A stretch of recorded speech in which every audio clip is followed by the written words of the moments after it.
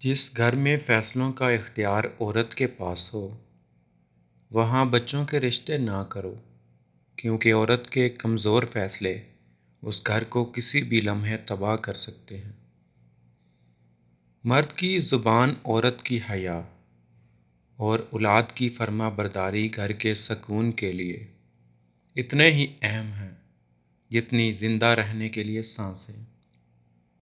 مرد آنکھیں نیچی کرنے کو، عورت پردے کو جہالت سمجھتی ہے، مگر عجیب بات ہے، دونوں کو عزت احترام کی تلاش ہے۔ ایک پاک دامن عورت اگر اپنی تربیت کرنا چاہتی ہے تو وہ ان چیزوں سے دوری اختیار کرے جو اسے دوسروں میں بری لگتی ہیں۔ وہ میاں بیوی کبھی غریب نہیں ہو سکتے جو یہ کام کرتے ہیں، جو محنت کرتے ہیں اور اللہ پر یقین رکھتے ہیں، جو گھر میں اسلام کو نافذ کرتے ہیں۔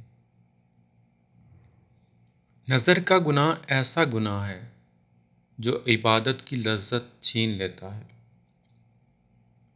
جو عورت دوسروں کی برائی کر کے ان کے گھروں میں فتنہ اور شر پھیلائے، ذلت اور رسوائی اس عورت کا مقدر ہوتی ہے۔ جب ایک پاک دامن عورت اپنے بد کردار مرد کو آئینہ دکھاتی ہے تو وہ مرد برا مان جاتا ہے۔ زبان کے ہاتھ نہیں ہوتے، مگر بعض اوقات عورت کو ایسا تھپڑ مارتی ہے کہ عورت عمر بھر کے لیے گونگی ہو جاتی ہے۔ غربت ہمیشہ ستیلی ماں ہوتی ہے، جبکہ دولت 1000 رشتے نکال لیتی ہے۔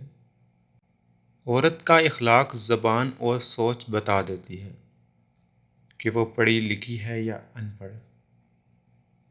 جب ایک عورت ایک مرد سے سوال کرتی ہے تو اس کا مطلب یہ نہیں ہے کہ وہ تم پر شک کرتی ہے، بلکہ وہ تمہارے قریب آنا چاہتی ہے۔